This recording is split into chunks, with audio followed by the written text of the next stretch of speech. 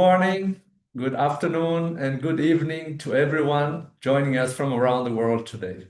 Welcome to day 4 of the Collections 2030 and Beyond conference, Activating Heritage Collections for Sustainable Development. I'm José Luis Pedersoli, Manager of Strategic Planning Unit here at ICROM, and I'm delighted to continue guiding you through this 5-day journey. So over the past 3 days, we have explored how heritage collections and collections-based organizations can contribute to the people, planet, and prosperity pillars of sustainable development by advancing inclusive development, environmental sustainability, and equitable growth. Today, we will focus on collections and peace. The peace pillar of the United Nations Agenda 2030 calls for fostering peaceful, just, and inclusive societies that are free from fear and violence. It reminds us that sustainable development and peace are inseparable. One cannot exist without the other. Throughout the day, we will explore how heritage collections can be mobilized and how collections-based organizations can play a meaningful role in fostering peace and peaceful communities, in addressing tensions and conflicts, and supporting recovery in post-crisis settings. We'll also reflect on how these institutions can uphold fundamental freedoms, contribute to justice, support human rights, and the rule of law. As with previous days, just as a reminder, today's programs will include a keynote to spark our thinking, lightning talks to inspire reflection, and a forward-looking panel to connect ideas across sectors, followed by breakout sessions at the end of the day where everyone's voice can help shape the conference outcomes and recommendations. The speakers will be joining us for the Q&A session following the pre-recorded presentations, and we encourage you in the audience to post your questions and insights using the Q&A panel as the talks are being played. And please, when you submit a question or some remarks, please don't forget to indicate which speaker it's addressed to.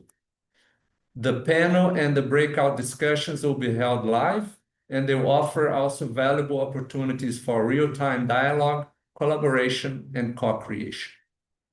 As usual, messages from the organizers will appear in the chat, but please note that the attendees will not be able to post there, only in the Q&A panel. And also for enhanced accessibility, you can use Zoom's closed captions feature, or alternatively follow the real-time translated captions available through the Wordly platform, whose instructions have been shared in advance, but are also going to be posted here in the chat. We have our communicator and storyteller that has been capturing key moments and messages of each day in an engaging illustration. These illustrations will be shared very soon, hopefully today, on the conference website, along with a daily digest containing the main takeaways of each day. We also would like to encourage everyone to continue visiting the partner matching section of the conference website, which has been created to foster innovative cross-sectoral and collections-based partnerships to strengthen the role of heritage collections and collections-based organizations in supporting sustainable development. I also would like to remind everyone that the video recordings of previous days are already available through Apoio Online's YouTube channel. The link will be shared here in the chat, and you will soon be able to access these recordings also through ICROM's YouTube channel. And here I'd like just to pause for a big thanks to our international team of digital volunteers for their invaluable support with the implementation of the conference. Now let's turn to our keynote presentation, and let me just share my screen here to introduce our speakers.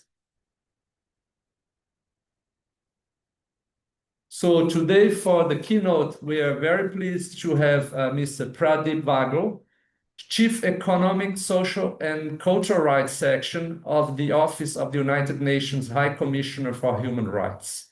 You can find his full biography on the conference website as usual, and his presentation explores the vital interlinks between cultural rights, peace, and development. It invites us to reflect on how cultural rights, when fully respected and protected, serve as a foundation for sustainable development, social cohesion, and lasting peace. By honoring diverse perspectives, safeguarding community resources, and preserving cultural heritage, we can foster stronger, more resilient societies and build pathways towards inclusive and enduring stability. So if you have questions for Mr. Pradip or insights coming from his presentation, please do not hesitate to share them in the Q&A panel. So let's watch the keynote speech.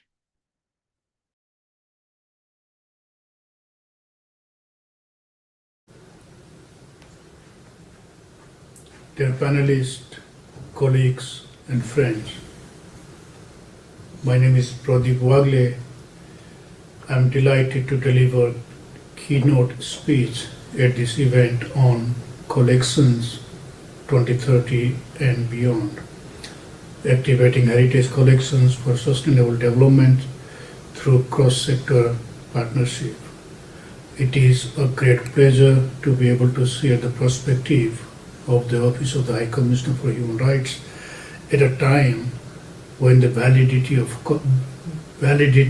vitality, and the importance of cultural heritage and culture is both a source of immense promise and a site of increasing contestation. Culture is core to our identities and experiences. It encompasses not just art or music, but the values we uphold, the knowledge we transmit across generations, the tradition that we honor, and the ways we express who we are. Culture shapes how we interact with the environment, govern our societies, and response to the challenges of our times. The right to participate fully in cultural life is explicitly guaranteed in international human rights norms and standards. Article 27 of the Universal Declaration of Human Rights, for example, and Article 15 of the International Covenant on Economic, Social and Cultural Rights both affirm that everyone has the right to freely participate in cultural life, including cultural heritage. The Committee on Economic, Social and Cultural Rights, which is one of the treaty bodies that is mandated to interpret the provisions of the treaty, underscores that this right inherently encompasses the ability to access, engage with, preserve, and transmit cultural heritage in all its forms. Both tangible and intangible cultural heritage serve as a foundation for community identity, ensuring diversity and inclusion for all, bridging divisions, and fostering a sense of belonging among diverse groups. Culture and cultural rights are indispensable to sustainable development, peace, social cohesion, and stability. When we respect the diverse perspectives and value of the people and communities, safeguard their resources, and preserve their heritage, this will not only make development and peace sustainable, but also build stronger, more dynamic, peaceful, and resilient societies. This will ensure a broad range of opportunities and culturally appropriate solutions for all of us. Culture acts as a driver for progress by fostering knowledge, promoting enduring values, enhancing communication, and supporting environmental sustainability and economic growth. However, culture remains insufficiently integrated into global development and peace framework.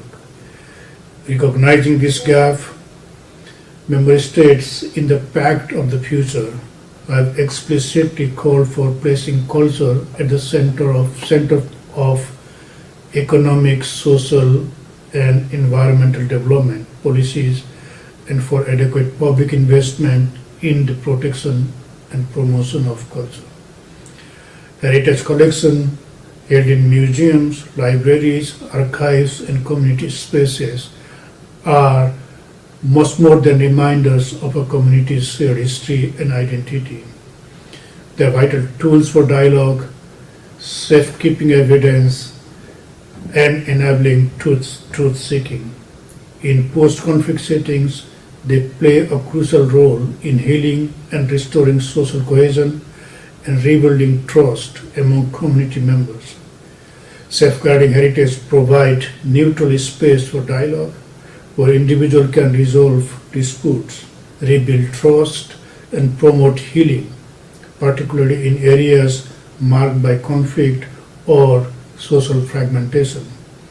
Initiatives from the revitalization of traditional festivals to the restoration of destroyed monuments have proven to contribute to the reconstruction of social bonds, contributing to long-term reconciliation.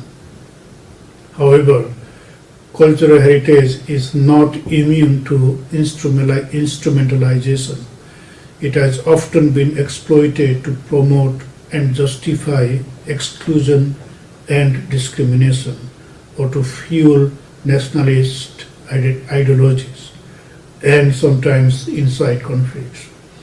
Preventing such instrumentalization of cultural heritage demands inclusive and participatory process, especially in memorialization where diverse voices, particularly those of marginalized groups, are heard, acknowledged, and help shape collective memory. This can counteract attempts to manipulate cultural symbols for political or exclusionary purposes by ensuring that diverse perspectives are represented and processes help protect the integrity of cultural heritage and contribute to development of more inclusive and peaceful communities. The United Nations Human Rights Mechanism, including the Human Rights Council, its special procedure and treaty bodies, have consistently highlighted the inseparability of cultural rights from peace and justice. The UN Special Rapporteur in the field of cultural rights has emphasized that memorialization should be an ongoing and inclusive process. Transitional justice and reconciliation policies should fully incorporate cultural rights, promote interaction and understanding among different groups, and encourage civic engagement, critical thinking, and open dialogue on the representation of the past, ensuring that participation and recognition of all affected groups, particularly minorities and marginalized voices. Safeguarding heritage is not only a cultural imperative, but a human rights obligation. Protecting heritage helps to prevent discrimination, upholds the rights of everyone to their cultural identity, and ensures equitable access to resources, knowledge, and opportunities, as recognized by international human rights laws and standards. Cultural heritage serves as a foundation for peace, respect for diversity, and freedom of expression. In particular, intangible heritage such as oral traditions, customary law, and traditional knowledge promotes values of inclusion, mutual respect, and intergenerational dialogue across communities. In recent years, we have witnessed how conflict and violence across the world have gravely undermined cultural rights, with devastating consequences for cultural and historical sites. There have been a number of examples that shows how conflict has created destruction of cultural and religious sites, not to forget about what is happening in Gaza and Afghanistan, where not only religious and cultural sites were destroyed, but a lot of other ensuing violations, for example, the banning of music, arts, and other form of expression, and suppression of artists, musicians, actors, and poets, as well as singers. These deliberate attacks on cultural sites and heritage not only fuel violence and obstruct reconciliation, but also erode the foundation of stability in society, thereby threatening peace. In situations like this, the collection of the information of these violations play a critical role, not only in documenting and preserving the information, but also to support accountability and accountability process and accountability mechanism, which includes, of course, investigations of looting, trafficking of cultural objects, and financing of terrorism. Enforcing stricter due diligence for items from at-risk region is also essential. This commitment to accountability helps deter future violations, uphold the right of affected communities, promote justice, and contributes to reconciliation and sustainable peace. In this area, a holistic approach to protect cultural heritage alongside rehabilitation and restoration of cultural heritage destroyed in conflict plays an important role in post-conflict reconciliation and peace building. Equally important is fostering an enabling environment that supports free expression and creativity. It enables the emergence of new narratives of peace that transcend entrenched divisions and historical grievances. As digital transformation increasingly shapes our world, we face a pivotal moment. Promoting cultural diversity and human rights in digital space presents both challenges and opportunities. The digital space offers new platform for expression, unprecedented access to knowledge, and the ability to connect across cultures and borders. It has revolutionized the way we share our stories, language, and traditions. However, it has also introduced new forms of exclusion, control, and inequality. Too often, digital platforms are dominated by a limited number of languages, perspectives, and cultural narratives. Many voices, especially those of indigenous people, minority communities, and speakers of less widely spoken languages, remain unprecedented, unrepresented, or entirely invisible. This digital marginalization directly threatens their cultural rights. It is imperative that everyone is empowered to participate in cultural life, to express their identity, to access cultural heritage, and to contribute to cultural creation both online and offline. Additionally, digital technology offers powerful tools for conflict resolution, peace building, and humanitarian efforts. Yet, they can also be misused to exacerbate divisions, fuel violence, and spread hate. Social media, for instance, can either increase division or foster understanding, change narratives around conflict, and help anticipate and prevent further escalation. The special rapporteur in the field of cultural rights has emphasized that the use of digital technologies should be firmly grounded in human rights norms and principles. This includes, but not limited to, bridging the digital divide by expanding internet access and improving digital literacy, I wish to conclude by stressing that culture is a powerful tool for promoting peace building and reconciliation. However, it is also vulnerable to instrumentalization and destruction, especially in conflict. We must mobilize the international community to enhance the role of culture in humanitarian, security, and peace building efforts. National strategies and policies promoting tolerance, inclusion, democracy, and citizenship should include culture and creativity. Cultural diplomacy, which plays a crucial role in promoting regional integration and establishing a strategic partnership to foster peace and peaceful coexistence, should be actively promoted.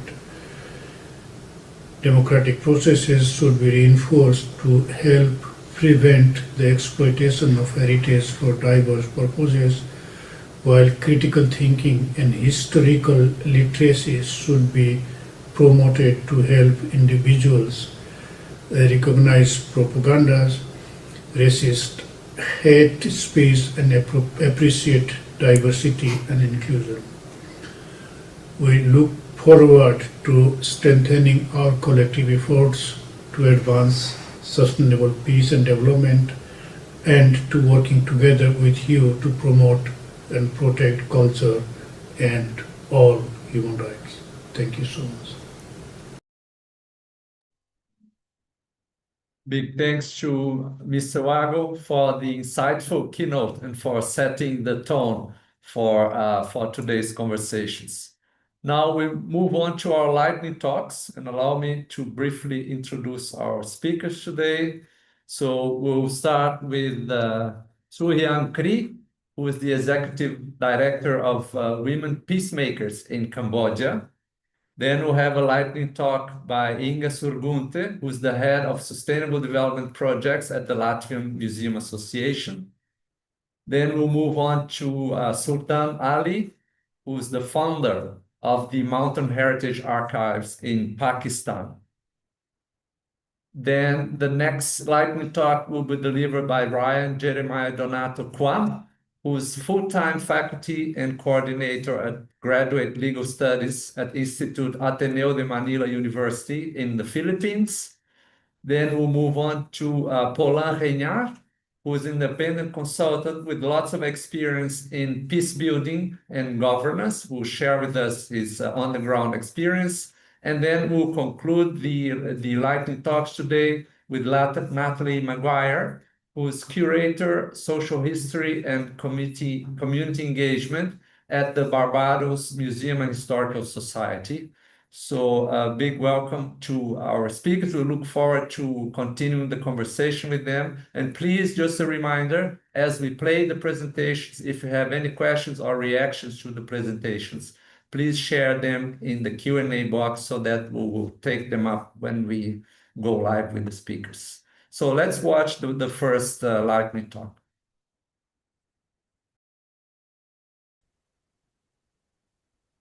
Hello everyone, my name is Suhyang Kri. I am the Executive Director of Women Peacemakers, which is a local organization that works on intersections of gender and peace building here in Cambodia since 2003.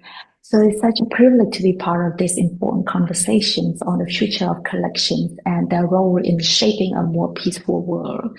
So today I would like to take this chance to share with you some of our work and how heritage collections, specifically those that rooted in difficult histories, can become a powerful tool for conflict transformation and peace building as well. So would just give me a few seconds to share with you some of my slides here.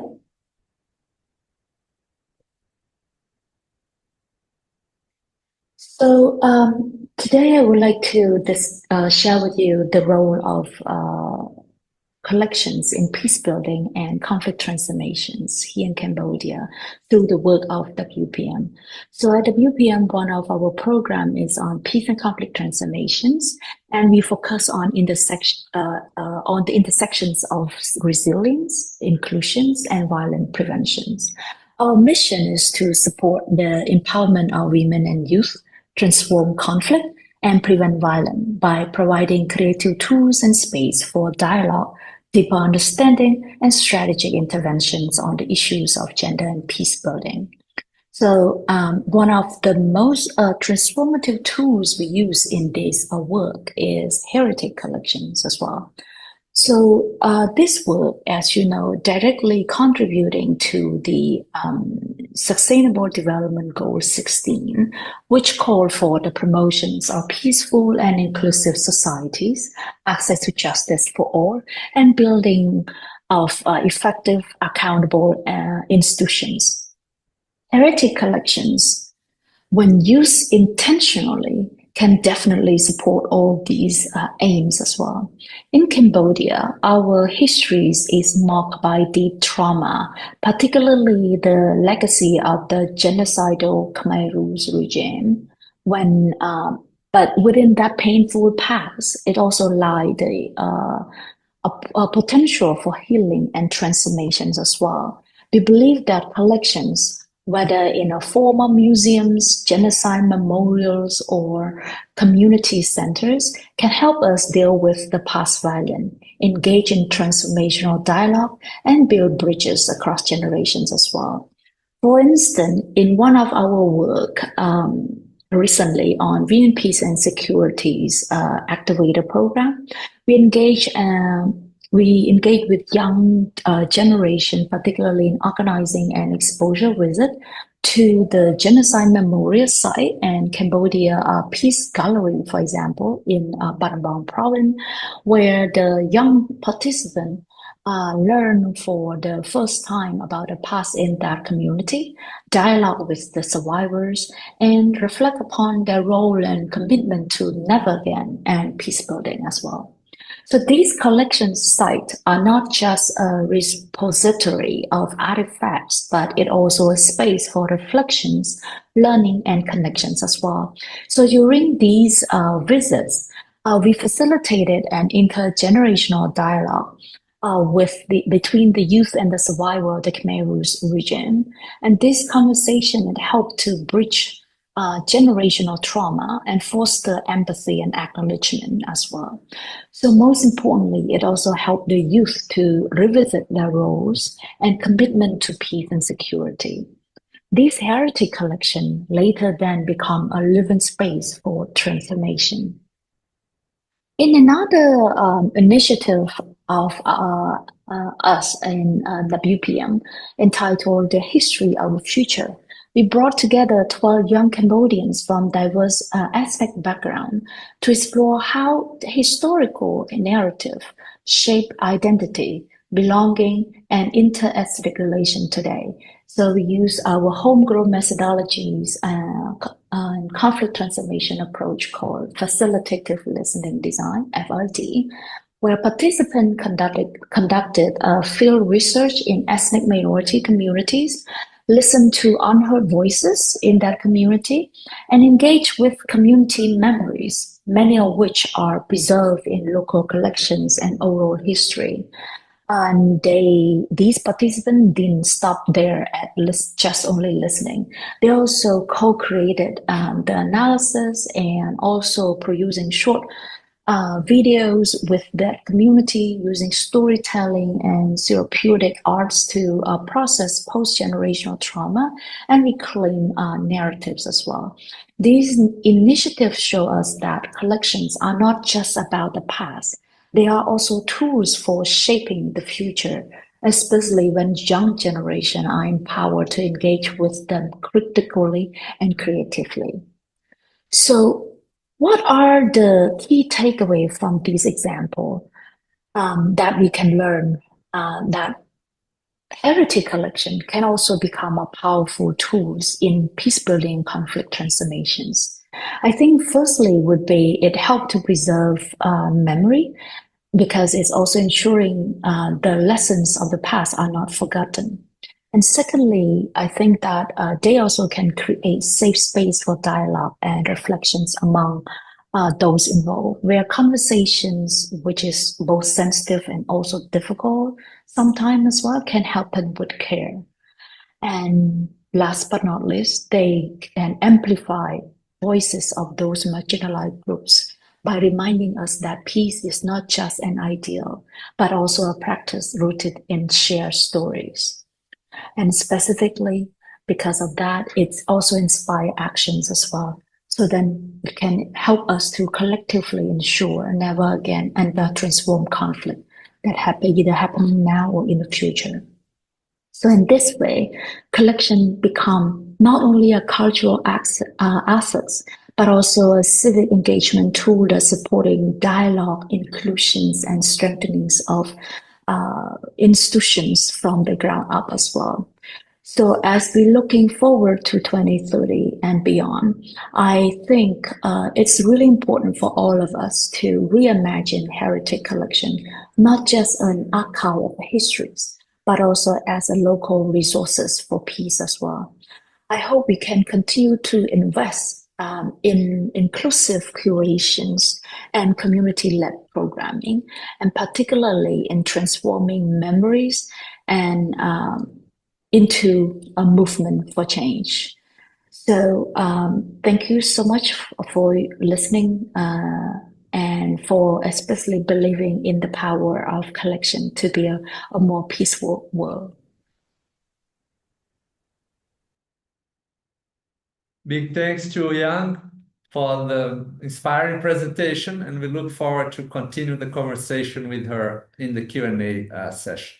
So the next lightning talk is from Inga Surgunte, whose presentation will examine how cultural heritage and collections-based institutions contribute to peace building before, during, and after conflict. So Inga will share some compelling examples showing how museums and cultural centers adapt in times of crisis to foster resilience, social cohesion, and community memory. From relocated institutions in war-torn regions to collaborative initiatives, this talk encourages us to rethink the boundaries of peace and conflict and highlights the enduring role of heritage in healing and rebuilding. Again, if you have questions or reactions, please share them in the Q&A panel. Let's watch the presentation.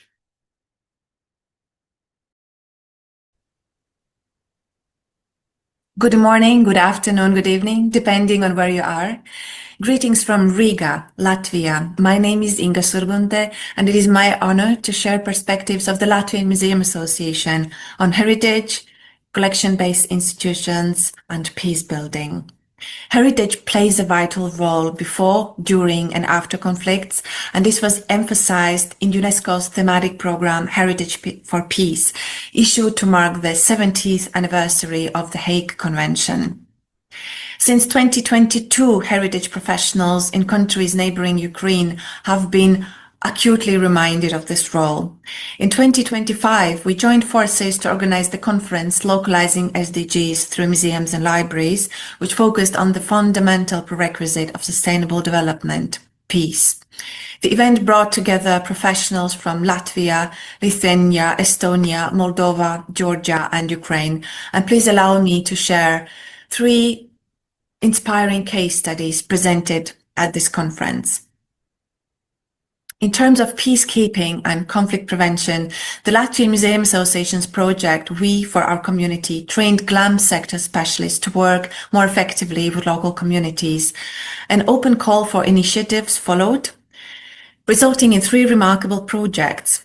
The Rodko Museum in Daugavpils established a youth club in a city where over half the population is Russian-speaking, facing challenges of language barriers and shared history. Valmiera Integrated Libraries project Neighbor Yard History engaged Seda village, home to more than 60 nationalities. Librarians interviewed locals to create a vocabulary of unique toponyms that emerged in this place through the blending of different languages. Meanwhile, ArtStation Dubulti and Jurmala Library developed Photo Story for My Community, a photography project with socially disadvantaged groups that explore their shared stories and the community's common heritage. And we believe that these projects provide opportunities for social cohesion, community engagement, dialogue between different groups of society. When it comes to the role of heritage during conflicts, of course, we have to look at the exemplary and heroic work of Ukrainian museums. This is the Luhansk Regional Museum of Local Lore that was relocated 3 times. In its second address in Lviv, the museum had to rebuild its collection completely as it was lost.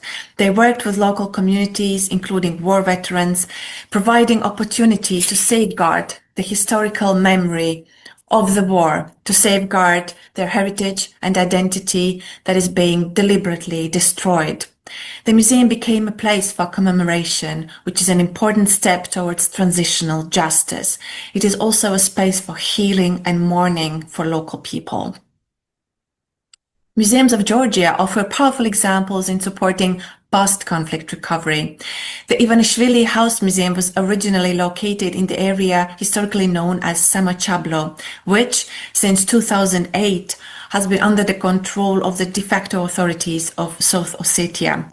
Museum workers managed to save part of the collections and relocate them to Tbilisi, and now the museum is re-established in Siruvani, home to forcibly displaced Georgians. Displacement leaves them facing disconnection, alienation, loss, and a deep sense of confusion. The museum has become a place for this community to come together, to heal, to remember. On a more critical note, I would like to say that although we can provide examples of how museums and libraries and archives and galleries are working in the context of pre-conflict, during conflict, and post-conflict situations, it is also related with very complicated and comfortable questions, such as, did we fail at peacekeeping and conflict prevention since we still see wars emerging in front of our eyes? Which conflicts are ours? When should we engage? When are conflicts really over? What about conflicts that persist within communities and in people's minds? And isn't it that we are constantly operating across all 3 phases of conflict and trying to deliver work that all 3 of them require? With these challenges in mind and on our working desks, I would like to recall the beautiful preamble of the UNESCO Constitution saying, "Since wars begin in the minds of women and men, it is in the minds of women and men that the defenses of peace must be constructed." And we all know that collection-based institutions are one of the best workers on this construction field. Thank you so much.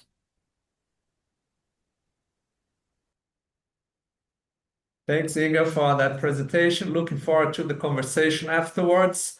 Now we move on to the presentation by Sultan Ali, which explores the peace-building potential of archives in protected territorial disputes.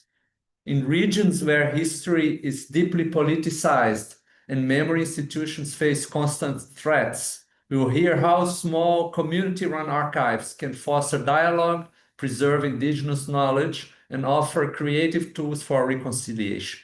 By documenting shared experience and existential challenges, such as climate change, these grassroots initiatives show how archives can become bridges that connect communities and cultivate common ground in the pursuit of peace. So let's watch Sultan's presentation. Hello everyone, my name is Sultan and I'm from Pakistan. I'm a heritage practitioner and I'm going to talk about the potential role of archives in peace building in the disputed region of Kashmir between India and Pakistan. For the last many years, I have been focusing on Gilgit-Baltistan, an integral part of the region administered by Pakistan. With armed conflicts raging across nearly every continent, populist regimes rising, post-truth era glorifying selective histories, and memory institutions under threat, archives today have become increasingly vital as custodians of knowledge. They're essential for fostering inclusive histories and peace building. Since the partition of South Asia in 1947, Kashmir has been a long-standing territorial dispute. It has led to more than 3 wars and fueled an indigenous armed resistance in the Indian-controlled Kashmir. Like in any modern dispute, the states have used all available means, including archives, to construct desired political and historical narratives to legitimize their claims. but archives and collective memories have seldom been used for reconciliation and peace building.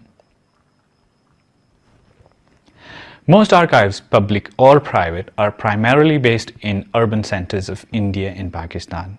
Kashmir and Gilgit-Baltistan have largely been excluded due to logistical and political challenges, and there are no memory institutions or archives in Gilgit-Baltistan. So to fill that gap, I founded Mountain Heritage Archives, which archives oral histories, indigenous knowledge, and people's collections.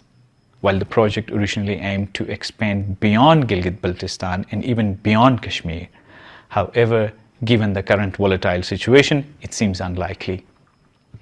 In an ideal situation, archives as memory institutions should be playing a pivotal role in shaping or challenging perceptions of the past, which obviously is not happening at the moment. Any memory institution in the disputed territory being administered either by India or Pakistan will have to navigate these wider challenges. So how would an archive of any kind possibly contribute to peace building? By helping to find some common ground through mutually shared challenges in the region might be the first step. In the given context, what are the mutually shared and pressing and urgent issues that could become the common ground? There could be a long list of issues of mutual interest whose archives and knowledge could bring people together. Here I would just focus on climate change and other natural disasters and how archives of indigenous knowledge can bring people together on both sides of the dispute and help them fight such a common foe. For centuries, people in the region have managed to live in harmony with nature, developing unique knowledge systems that have been transmitted orally through generations in languages that are now largely vulnerable. The indigenous knowledge, for the most part, is not documented. Its archives can help build communities resilient in the face of natural disaster. The small archive I founded aspires to do that in the future, and people would find the common ground that I am referring to at the moment, at least online, on digital platforms, on social media, by interacting with these archives. Similarly, other natural disasters like the massive earthquake of 2005 and floods of 2010 and 22 affected millions of people in the region, but they have not been documented from the people's perspective. Or what indigenous knowledge did they use to fight them or rebuild their lives?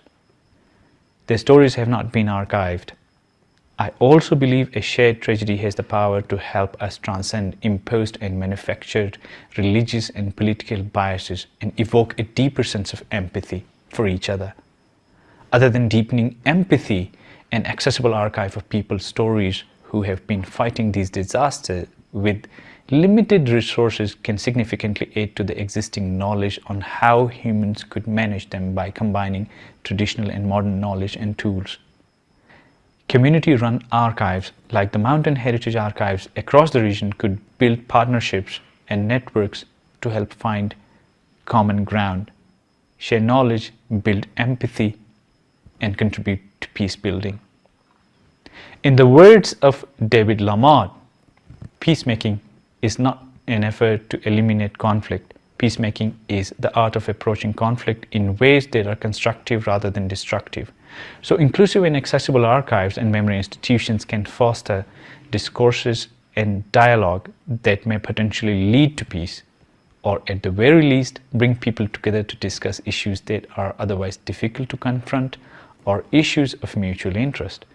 I would conclude by saying that an archive single-handedly may not build or guarantee peace, but a robust archive could contribute to approaching conflicts constructively.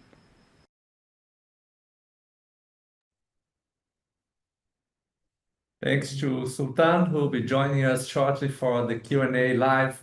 And next we'll hear another lightning talk by Ryan, which approaches collections through the lens of legal studies and highlights how heritage collections can be powerful catalysts for human rights, peace, and sustainable development.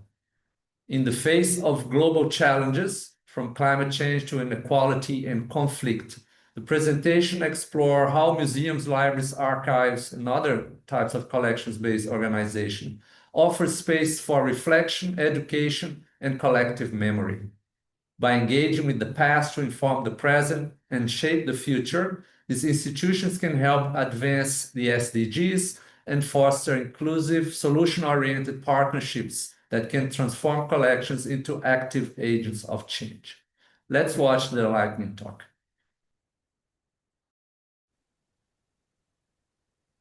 Good day.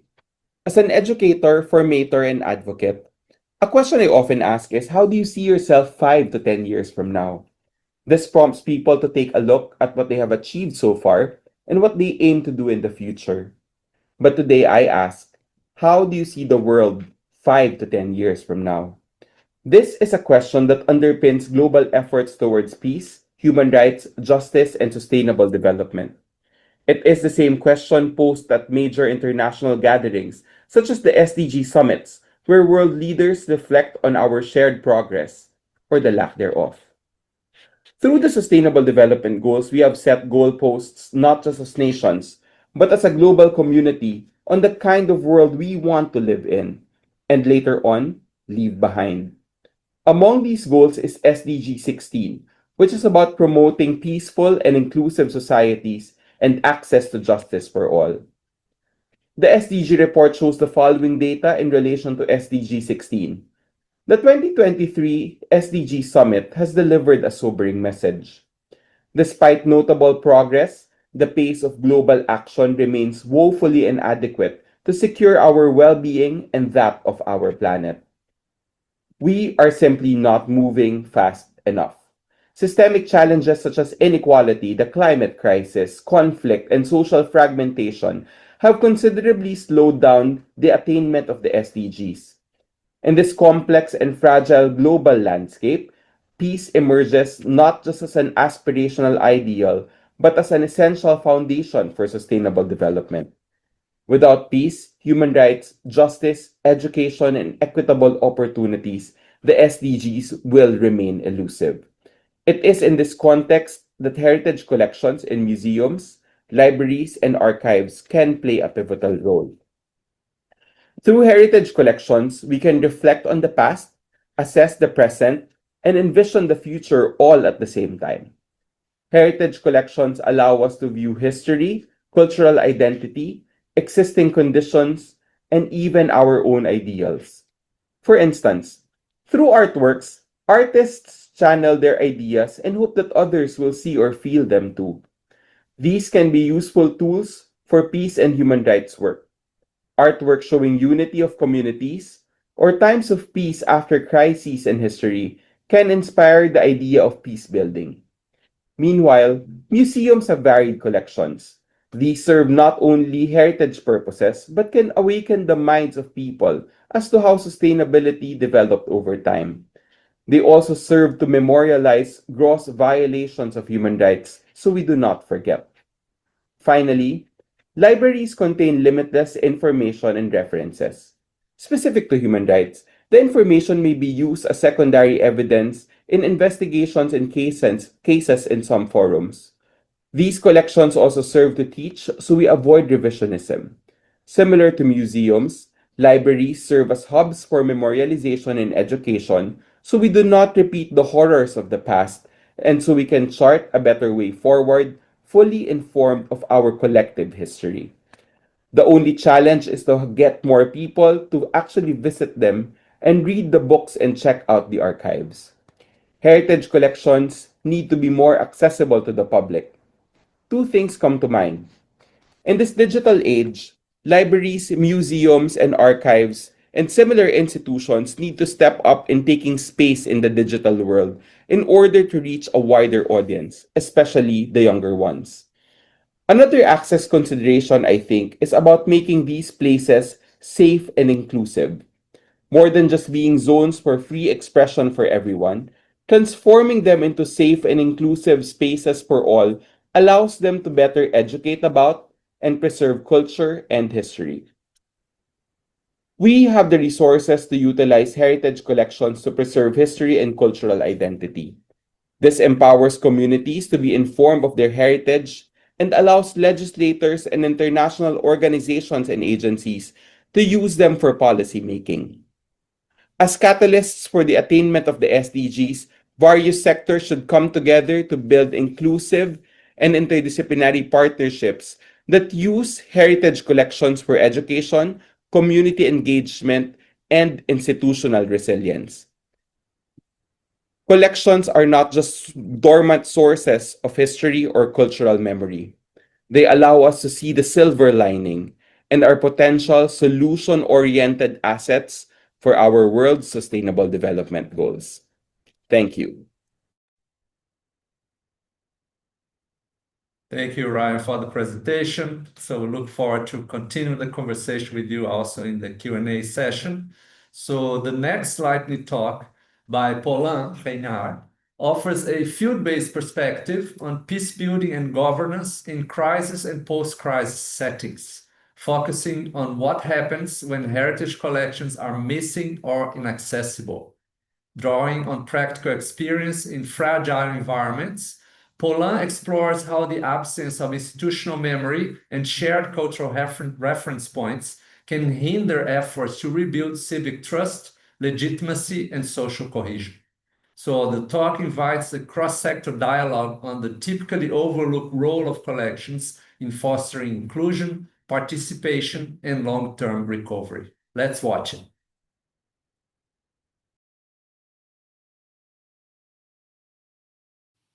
My name is Paul Regnard. My background is not in collections management. I come from the field of peace building with nearly 2 decades spent in United Nations peacekeeping operations. So I will offer an outsider's perspective, perhaps a useful one, on what it means to work in places where collections have been displaced, destroyed, or damaged or neglected. What I hope to share is how peace building practice might complement your work and why collections matter even when they are missing. But before we explore how collections relate to peace, perhaps it's important to recall what the United Nations mean by peace. It is not just about ending a conflict, it is about building just and resilient societies. This wider lens helps us see collections not as mere luxuries, but also as essential tools for social cohesion and civic trust. This aligns well with the SDG 16, promote peaceful and inclusive societies for sustainable development. Moving on to a few examples. In those areas where I have worked, public cultural institutions, archives, libraries, museums, were either destroyed, inaccessible, or never built in the first place. So I will share a few examples from countries I served in. First, in Kosovo, 2/3 of public libraries were destroyed, along with countless volumes and rare manuscripts during the 1999 conflict. Then municipal archives were removed to Serbia, leaving local authorities without records and citizens without access to legal documents. Another example, in Haiti, chronic instability has undermined public record keeping for years. When the United Nations deployed its last peace operations in 2004, public archives were disorganized or missing. Today, the risks remain. One example, although the Haitian National Library survived the 2010 earthquake, it now faces threats from looting and insecurity. A third example, in South Sudan at independence in 2011, there were virtually no functioning public collections, with no institutional memory and urgent needs around livelihoods and security. Building archives or libraries was simply not a priority. Then, in the Democratic Republic of the Congo, many colonial-era collections remain in Belgium. I met local officials who often lamented the absence of records that could have helped them resolve local disputes. As for the communities themselves, reconnecting with the dispersed heritage remains a challenge amid ongoing violence. So, after I have elaborated a little bit on these examples, one of the first things you ask when arriving in a crisis-affected area is, where are the records? What happened to them during the conflict, the unrest, or the latest disaster? Often the answer is silence. In such context, finding a surviving collections, even a modest school library, is almost a miracle, and that absence speaks volume. It reveals a profound gap, but also a potential bridge. In fragile and post-conflict settings, collections aren't a given, yet they matter for land rights, justice, education, identity. Communities may not always realize what's missing, but without access to their collective memory, they are at a loss. Therefore, what is at stake is more than cultural preservation. It is about empowerment and legitimacy. There are core peace-building principles that I would like to highlight. From a peace perspective, this means a threefold challenge. Restoring governance where collections have been vandalized, destroyed, disorganized, or removed. Secondly, supporting dialogue and reconciliation by enabling people to engage with their culture and history, and therefore helping them understand the roots of past and present tensions. Thirdly, representing community voices by offering spaces that could foster recognition and shared reflection. One specific example, in the Democratic Republic of the Congo, there is a museum called L'Aztecs, which was founded in the city of Goma by a self-taught Congolese expert.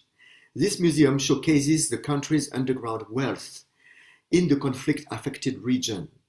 This private museum reminds the public that collections can emerge from private initiative and contribute to knowledge, memory, and awareness among concerned citizens. Let me offer a few insights from peace-building practice that might resonate with the heritage community, and in particular, collections manager. First, trust building. While peace builders strive to create spaces for dialogue, collections can become platforms for shared memory and mutual recognition. If grounded and well managed, collections can preserve threads of lived experiences that might otherwise vanish. For instance, a collection of wartime records can help communities document harms and resolve disputes. Secondly, democratic governance. Archives and heritage institutions aren't just cultural assets. They are also civic. For instance, restoring a municipal archive or a public library can be part of re-establishing public services and rebuilding trust in the government. Such efforts matter in the post-conflict stabilization period. Thirdly, inclusion and access. In places marked by displacement of people or deep inequalities, peace workers engage with local communities, in particular marginalized or underrepresented social groups. Collections-based initiatives can do the same through mobile exhibitions and community museums, for instance, which make cultural assets visible and shared by all. Fourthly, risk mitigation.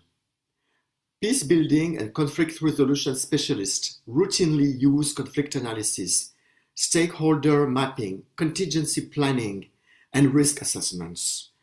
These tools could be adapted to heritage contexts, especially where collections are at risk due to armed violence, political instability, natural disasters, or simply a lack of resources to protect them.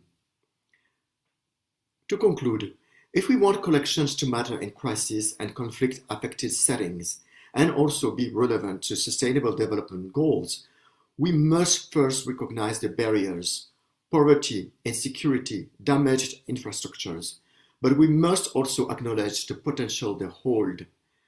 Collection managers, peace builders, educators, civic leaders, we may work in different domains, but we share common goals: inclusion, dignity, and healing. These goals are also at the heart of the 2030 Agenda, especially Sustainable Development Goal 16, which calls for peaceful societies, access to justice, and accountable institutions at all levels. ICROM's Our Collections Matter initiatives offer a unique opportunity to bridge those worlds, to bring heritage into post-crisis recovery and recovery into the heart of heritage work. By working across sectors, we can unlock the potential of collections not just as cultural resources, but also as important instruments for sustainable development and peace building. Thank you. Thanks, Chupolan, for the presentation. And now we move to the last of the lightning talk today by Natalie Maguire, where she explores how anti-colonial curatorship within museums can contribute to peace building by challenging dominant narratives and fostering inclusive dialogue. Drawing on decolonial and community-centered approaches, the talk highlights how curational practice rooted in local knowledge and artistic collaboration can disrupt traditional hierarchies and promote shared authority. By embracing interdisciplinary partnerships and foregrounding historically marginalized perspectives, museums can become dynamic platforms for reconciliation, cultural dignity, and sustainable peace. Let's watch Natalie's presentation.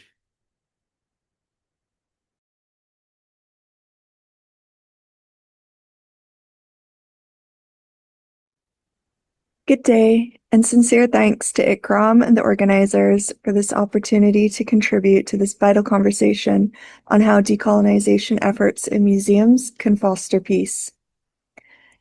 In Barbados, we often use the term anti-colonial alongside decolonial, a conscious effort to honor more than 400 years of resistance, struggle, and cultural survival, and to recognize that the dismantling of colonial legacies is ongoing, particularly in our context as a young republic.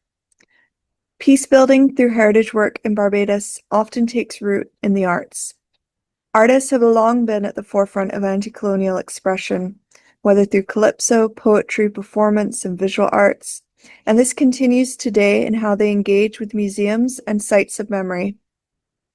At the Barbados Museum and Historical Society, where I serve as curator of social history and community engagement, decolonial approaches have been prioritized since the 1980s. One key way we foster peace is by opening our collections to creative reinterpretation, using artistic intervention as a form of dialogue and healing. This helps to challenge dominant narratives, produce inclusivity, and reclaim silenced voices. A recent example is our exhibition Lukka, Dismantling the Colonial Gaze. We invited 5 Black Barbadian women photographers to engage with our historic postcard collection, objects historically used to exoticize and dehumanize Caribbean people. The word Lukka, from our Bajan Creole, evokes Kamal Brathwaite's call for visibility of nation language as a counter to colonial erasure. Beyond the subject matter, Lukka also reimagined curatorial practice. Each artist was invited to act as co-curator, breaking down the traditional hierarchy of authority within the museum. This model of shared authorship created a space for dialogue, mutual respect, and the reassertion of agency, critical ingredients for peace building. One of the artists, Kia Redmond, remarked that her work in the show was about restoring dignity to the gaze, a powerful expression of how heritage can be a platform for healing and reconciliation. Another example is the Futures of the Eastern Caribbean Environment Project with the UNDP Accelerator Lab Barbados and the Eastern Caribbean, where youth, artists, and climate activists produce creative multimedia visions of equitable and peaceful futures for the blue and green environment, including a co-created painting on the SDGs. The museum was the home to share these creations and a platform for a panel discussion to delve deeper into how art can be a tool for social change, including working towards peace. Looking ahead, we believe that innovative, intersectoral partnerships between museums, artists, educators, communities, and policymakers can unlock the full potential of heritage for peace and sustainable development. At the Barbados Museum and Historical Society, we're exploring museological methodologies that are developed out of Caribbean ways of knowing to establish best practices in museum work beyond the lens of the global north. We also continue to foster partnerships that blend augmented reality with public art or oral history with climate resilience, creating cross-disciplinary platforms for participation and empowerment.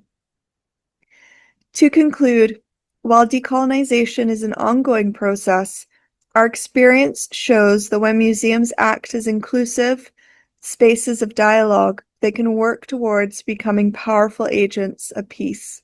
Thank you.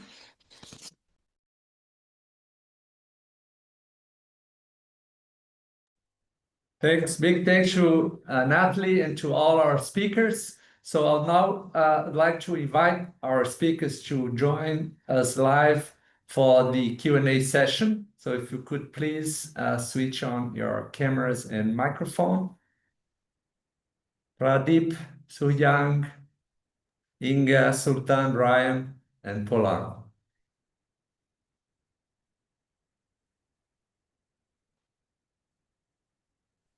Okay, so I think some of you are still with your camera off. Is Mr. Pradeep there, Vago? Well, Okay. it says that I cannot open the camera because it has been deactivated by the host. Okay, so let me kindly ask the team to activate. Yes, there you are, Polan. All right, so while we try to get also Mr. Pradeep's camera on, so let's start with Hyang. Hi, Hyang. So based on your experience in the projects you shared with us, so what recommendations would you give to collections-based organizations such as museums, libraries, and archives in similar situations to effectively engage with their communities in order to foster peace and conflict transformation?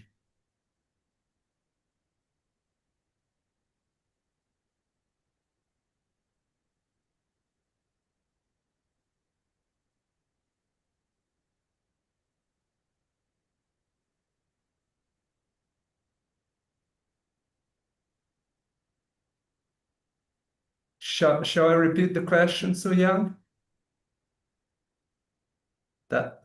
Sorry, I got. Can you repeat it once again? I will repeat, yes, don't worry. So based on the experience of the projects you share in Cambodia, so what recommendations would you give to collections-based organizations such as museums, libraries, and archives in similar situations to effectively engage with their communities to foster peace and conflict transformation? So what would be your recommendations? Thank you. Yeah, I think the most important thing is that making this, the museums, for example, especially, is also available on the ground, like with the community, make it locally led, for example. That also something that easier for the community to access. Creating also some sort of programming, educational programming, for example, that allowing not only I think, for example, the case here in Cambodia with our genocide museum that being used, I think mostly tourists, a lot of tourists come in and use the space a lot. But I think the museum also have special program that bring in the youth group, creating some sort of educational program with the school, for example, engagement with the school, having some sort of exchange and exhibitions that allowing the community to also engage, and especially the youth group. So I think connection with the academic and school could also allowing opening educational program for others, young generation to also engage in that. And another things that I think one of the good practices as well is that creating some sort of mobile type of exhibition that bringing the cultural heritage. Usually, it's static, like based in a certain area. But I think there also can be possible also to bring that to the very remote area, especially though they were decided by the minority or the marginalized groups of people, can do some sort of mobile type of exhibitions that can bring in that cultural heritage to the community that is so hard to reach, for example, who could not even be able to travel to the city or to the location where the cultural heritage was located. So I think those are the two main things that we can look at, and for the recommendation for the cultural heritage institution to also look at. And another things which I think could be very helpful as well would be making this, I think working with other CSO as well in bringing these, cultivating the dialogue between key stakeholders. I think currently what we are working right now with the extraordinary chamber in the court of Cambodia, that working together with the trauma, the psychological centers, plus the CSO peace building organization, all together creating some sort of educational exhibitions and other creative and diverse type of programming that continuously to bring the interest, bring the issues that is haven't yet been able to be addressed within the formal system of the transitional justice, for example, could also be then continue to be discussed. So I think those are three main things I would like to share. Thank you so much, Soo-Young. So if we move now on to Inga. Hi, Inga. So the question for you is, hi there. How can collections-based organizations strategically position themselves to operate across all the three phases of conflict you refer to, before, during, and after, while keeping in mind their core cultural mission? Thank you for the question. It's quite complex, and I think the case studies that I was sharing in my talk are already showing the strategic approach. I think what is new for museums in all of these contexts, they really have to reimagine themselves.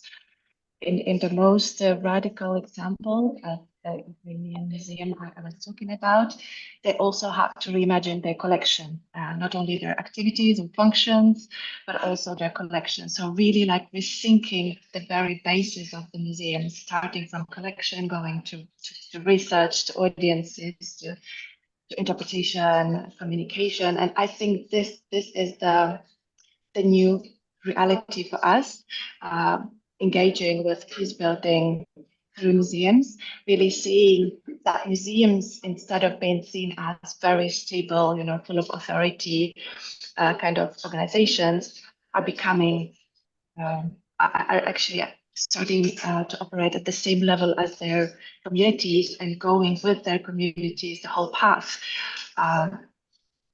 Redefining what they have to collect, what narratives they want to present, what content they want to produce. And in this context, I would say there is no one strategy, but this is a strategy you choose together with the community. And I heard in several other presentations, we are very aware of different stages and contexts in peace building related to the conflict, whether it's before conflict, during conflict, after conflict. And I think you need different strategies in all of these phases. So that would be my answer in a nutshell. Okay, thank you so much, Inga. Now we move on to Sultan. Hi, Sultan, and thanks for your inspiring presentation. So the question for you here is, what are the main challenges for establishing and sustaining such a community-led, community-run archives for peace building when the situation is politically sensitive? So what are the main challenges that you have encountered? Thank you. Thank you, Zika. Uh, First of all, there are institutional and legal issues when you were running such small community-based institutions or initiatives, initiatives in such disputed territories. And then there are a lack of policies, cultural policies, and formal institutions, and the support offered by the government institutions, which is missing, which is not there. And to sustain such initiatives, then there is we need funds, infrastructure, logistics, all these things. So there are so many different kinds of political, logistical, legal, and institutional challenges which such initiatives face. I think to make them sustainable, uh, different kinds of stakeholders, and especially the local communities and local initiatives influenced or run by local communities should be coming together to make them sustainable and to run these initiatives. Okay, thank you so much, Sultan. Now we move on to Ryan. Hi, Ryan. Hey. So the question for you is, how can legal and human rights frameworks be leveraged to ensure that heritage collections are not only protected, but actively mobilized now as global and local assets for justice, peace building, and sustainable development? Thank you. Thank you. Again, I'd like to thank Ikram for this opportunity to contribute to this discussion. I think that using legal frameworks, using the existing legal frameworks in countries, a big part of a big part of promoting collections and heritages really lie in providing incentives, not only to run these museums, these archives, these libraries, but also to protect them. I think there has to be a robust legal framework in each country that would allow for the protection of these museums, of these collections. And sadly, I think in the Philippines, it is the protection mechanisms accorded to these collections are not very much in place. We haven't gone to that extent of being able to preserve, for example, landmark buildings to be able to remember what happened in those, and some of those landmark buildings, historical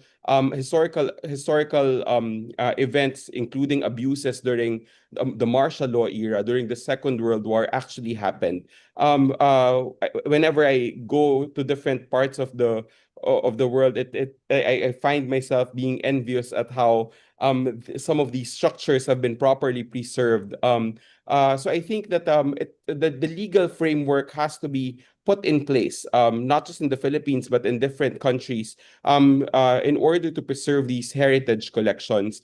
This is in recognition, I believe, of the role that I mentioned earlier in the presentation, of the role of memorialization, or the role rather of collections in memorialization of especially of human rights violations, so that we do not really forget what happened in the past, and it should guide our actions.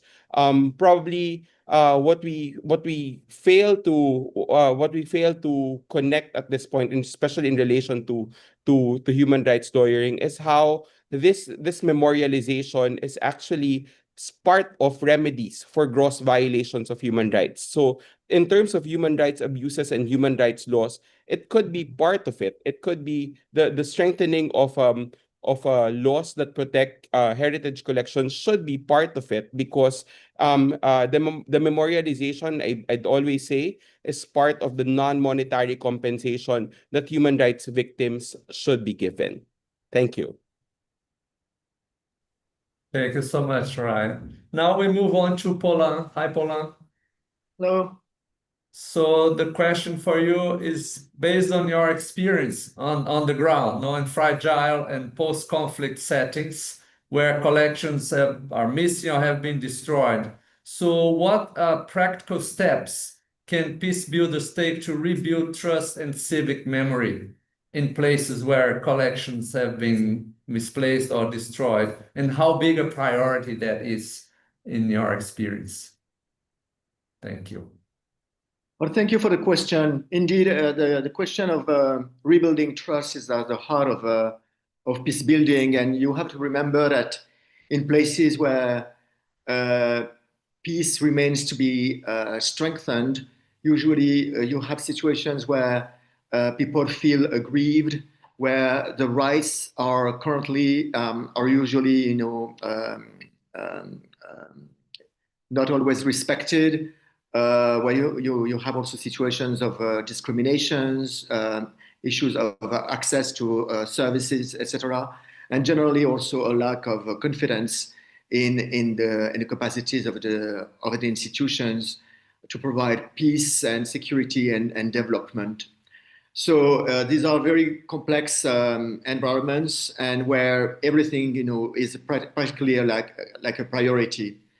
And so to answer the question is, in order to build that trust, you have to create a space where citizens can interact with representatives from the various institutions, from the local government, from the rule of law institutions, and also customary authorities and anybody who actually can speak on behalf of the citizenry.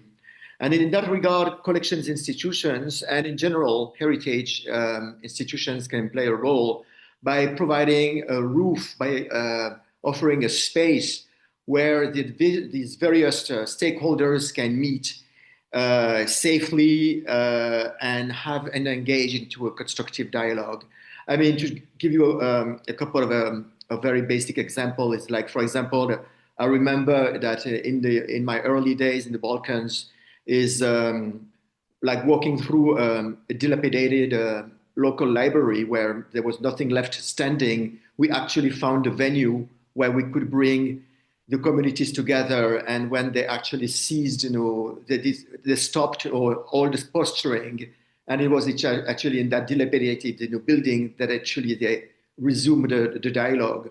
Or also in the Democratic Republic of the Congo, when we used to conduct like various rounds of community dialogues, we often chose to do that in school libraries or in community centers. And again, I mean, they were not well-stocked places with long lines of books and archives, etc.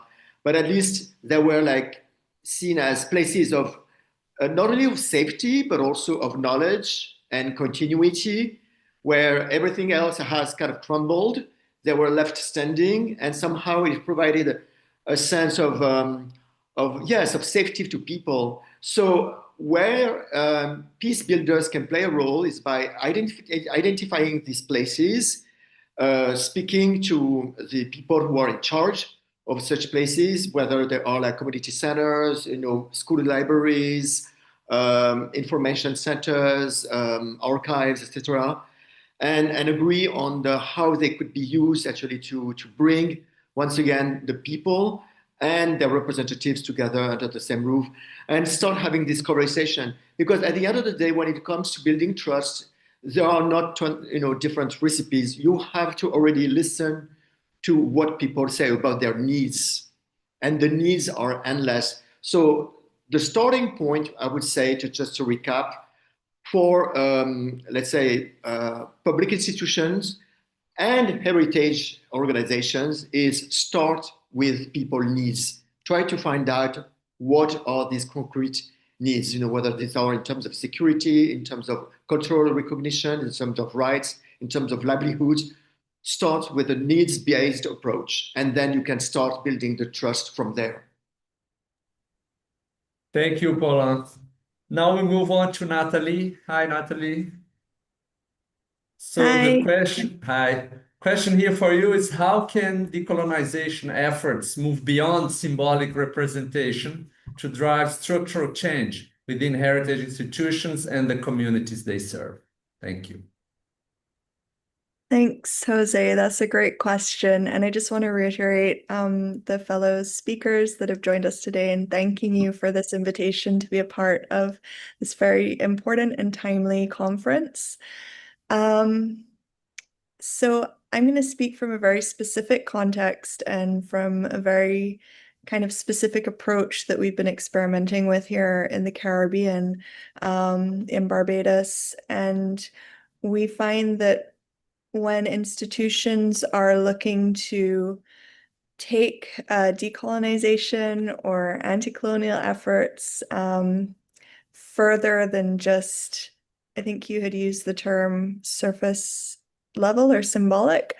It's about building sustainable relationships and not necessarily completing a kind of checklist that an institution may make for itself or a governing body may make for that institution. So we see quite often, particularly initiatives maybe arising out of the global north that come to the region, that there's a set list of tasks or outputs, and then once the institution completes that set list of tasks or engagements or outputs, they are declared decolonized. And we know that it is not linear in that manner, that it is actually a process that needs to continue. So a lot of the work we do is not necessarily around trying to attain a goal of decolonization for a museum, but actually embed an anti-colonial ethos in the institutional framework, in the organizational structure, as well as in the programming and exhibitions that are built on lateral relationships, built on decentering the museum as an authority of knowledge, keeping and disseminating, and actually building a museum as a space where knowledge can flow through it via the communities that we serve. Those are, some of the strategies that we use. But the main thing is really to think of decolonization not as a end point, but as something that is continually embedded into the psyche, if you will, of an institution, particularly when it comes to museums.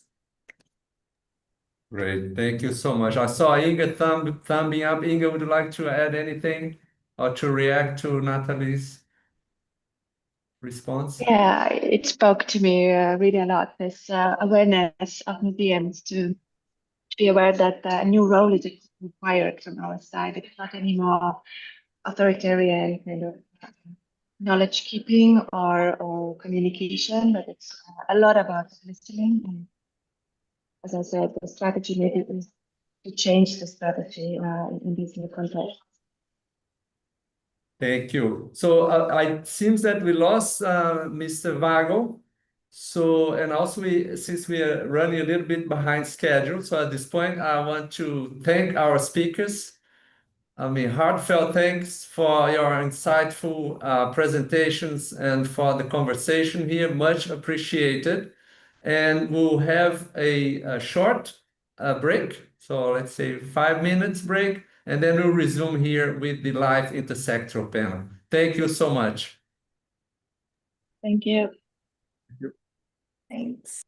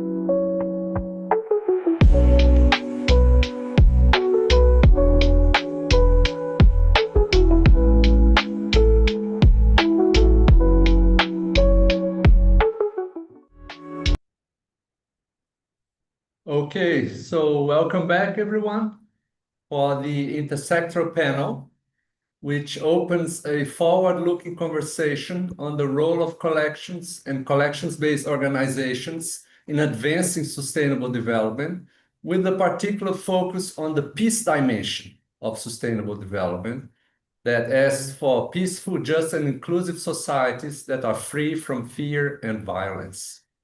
To moderate the panel today, I'm delighted to invite my dear colleague, Jui Ambani, the project officer for ICROM's First Aid and Resilience for Cultural Heritage in Times of Crisis flagship program, which aims at building peaceful and disaster-resilient communities by integrating heritage into disaster risk reduction, humanitarian aid, peace building, and climate action.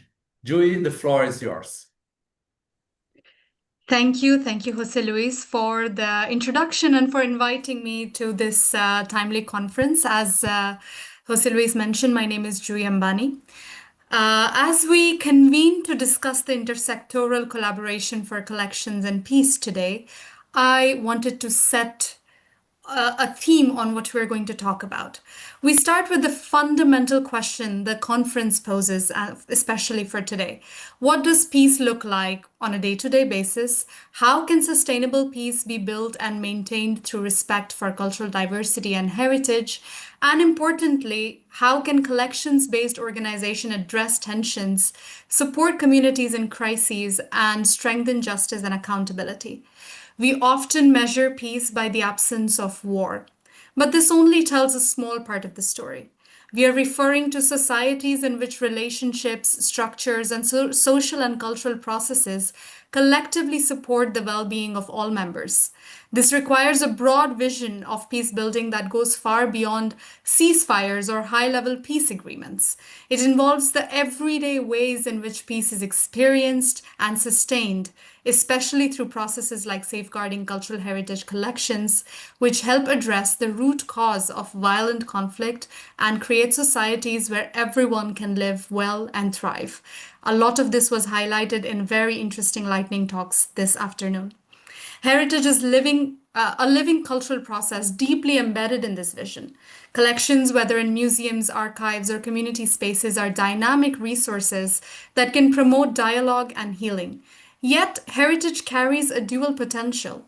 It can lay foundations for lasting peace, or, if misused, can fuel divisions. As ICROM's PATH tool, the peace-building assessment tool for heritage recovery and rehabilitation shows, peace-building activities encompass a wide range of areas, including environmental and social processes, safety governance reforms, justice and rule of law, and economic livelihoods. Heritage can contribute meaningfully in many of these areas, supporting transitional justice, community healing, and livelihood recovery. However, no single actor can activate the full peace-building potential of collections alone. Intersectoral collaboration is essential to harness this potential. Archivists, museum professionals, peace builders, human rights advocates, and academic researchers all bring vital perspectives to make the collections effective, accountable, and inclusive tools for peace. And today, our panelists will explore how their sectors engage these challenges and how deeper partnerships can transform collections into active agents of peace building. Let me now take this opportunity to introduce all our esteemed panelists. I'll start with Mr. Carlos Eduardo Serrano Vasquez, the Executive Director of the International Council on Archives, who brings 20 plus years experience in cultural heritage with ICOM, UNESCO, and Colombian institutions. He currently also teaches at Sorbonne Nouvelle and has trained numerous international museum professionals in his role. Next, we also have Ms. Mona Badam Chizade, the coordinator of International Network of Museums for Peace. She holds a master's in museum studies and has volunteered with the Tehran Peace Museum since 2013. She has held internships in Spain, Hiroshima, and Canada, and in 2024 was appointed the INMP coordinator and executive board member. We also have with us Dr. Ellie Harovel. who is an assistant professor in the Center for Trust, Peace, and Social Relations at the Center for Peace and Security at Coventry University in the United Kingdoms. She carries out research into the relationship between peace, conflict, and heritage, and the implications for building sustainably peaceful communities. She has carried out also extensive field research across the globe and authored influential publications as well as advised practitioners on integrating heritage into peace and security efforts. And last but not least, our speaker from this morning, Mr. Paulin Regnard, independent consultant and peace building and governance expert at PGMR Consulting in France. He has 20 years experience in crisis and post-conflict context with the UN and others, including Kosovo, Haiti, South Sudan, and Congo. His work bridges peace building, development, and heritage with a focus on inclusion, memory, and resilience. The way this panel is designed, we will begin with specific questions to each of you, and the audience towards the end will also have an opportunity to engage and ask their questions directly to the panelists. So I encourage you to use the Q&A to write down your questions as the speakers speak. So let me start my first question, and this is to each of the panelists. From your perspective, how are collections and collection-based organizations currently contributing to peace and societal peacefulness? This can be whether by addressing tension, supporting cultural diversity, or responding in times of crisis. And if possible, could you also share a concrete example from your own work or experience where collections have played a role in building peace? And I'll pass first the floor to Mr. Carlos. Thank you very much, Joey, and thank you very much to ICROM for inviting me to this event. To respond to your question, I mean, there are several layers or several ways of how collection, and more specifically the archives, can support peace building. Like first is it's ensuring accountability, and as we have heard from some of the speakers this morning, archives and collections are key for trust building. That's why we see that in many authoritarian regimes, when it is over, they try to destroy archives and documentary collections because they know that these are an important element for accountability. And in times of peace, they are key for transparency, for democracy, for the protection of human rights. I mean, we know that many, for example, state crimes have been recognized or thanks to documentary heritage and to archives. That's the case, for example, in Argentina and Chile, that it was possible to prove that they were not isolated actions, but something systematic. So this brings us to a second layer, is the recognition of the violation of human rights and the importance of collections for the process of truth seeking. We know that truth is it's very important for resilience, for healing, and so it is important that all this is based on collections, on archive, and one example could be, for example, the Truth Commission in Colombia. This process was from the beginning conceived as an archive, like with all the standards, with all the procedures to ensure that the information was an element that will serve to peace building. And then I think the third layer, and I think this is also very important, is by enhancing the narratives that we have in our institutions, like including diverse voices, especially those for underrepresented communities, because that's the way that we can build peace or resolve conflicts, because it's not only the absence of conflict, it's like how we manage them, and how, as we saw in one of the presentations this morning, how this cultural heritage that we preserve can help to foster dialogue and to communicate the different perspective of different types of communities. Thank you. Thank you. Thank you so much for that answer, Mr. Carlos. I'll pass the floor to Dr. Haravel.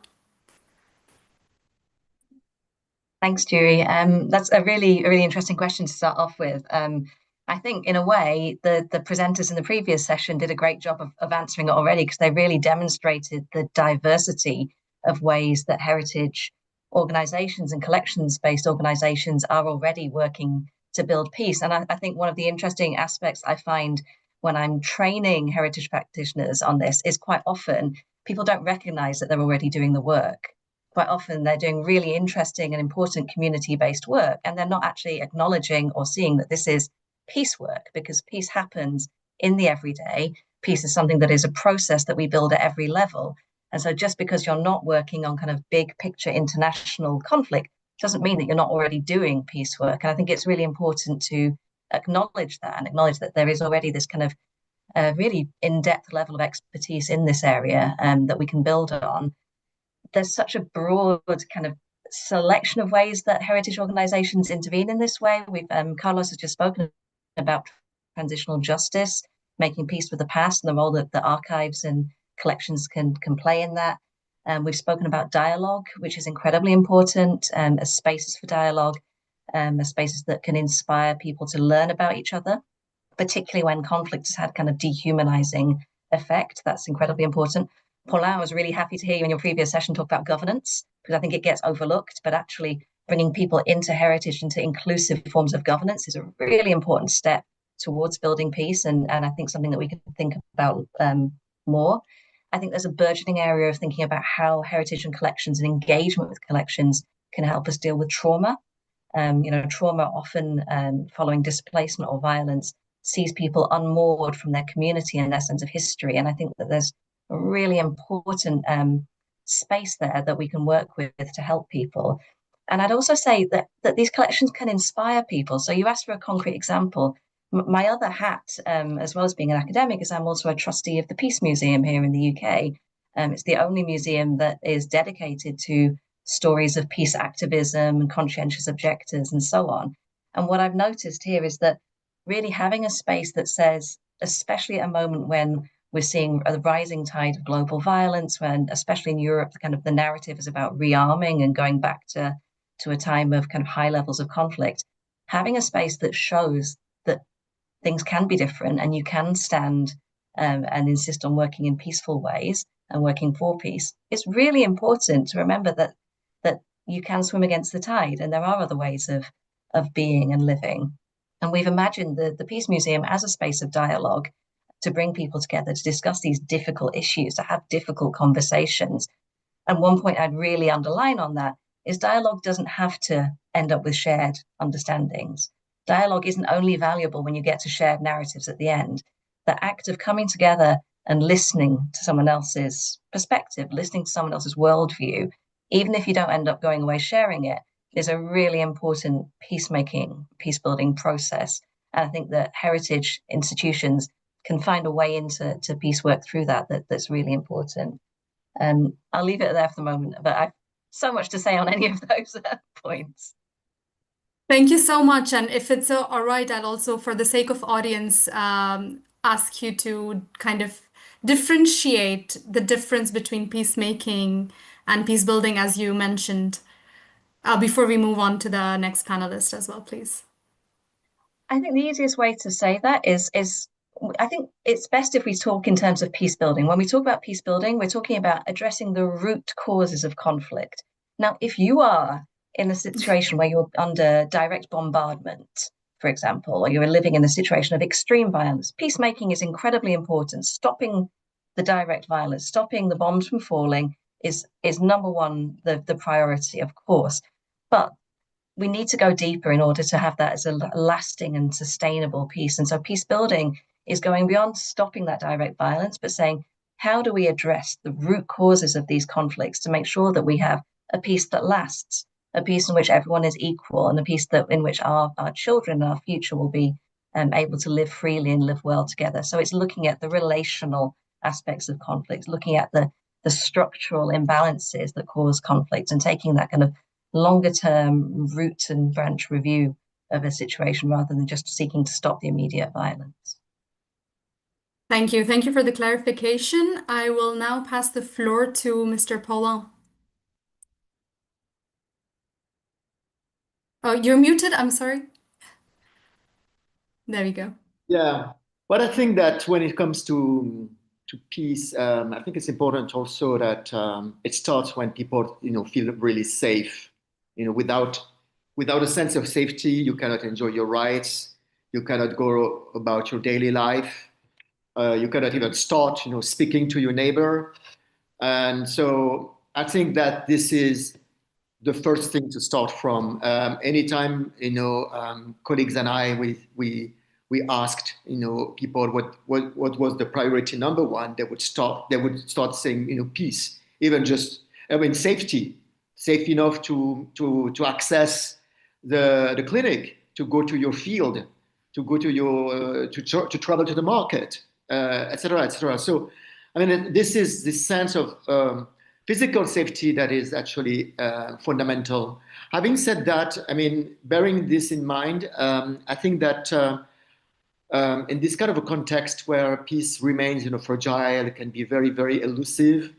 It's important to bear in mind that collections can help in various ways, especially when they really act as public services, when they make the rights of people really visible, legible, and when people feel that things are starting to go back to the normal.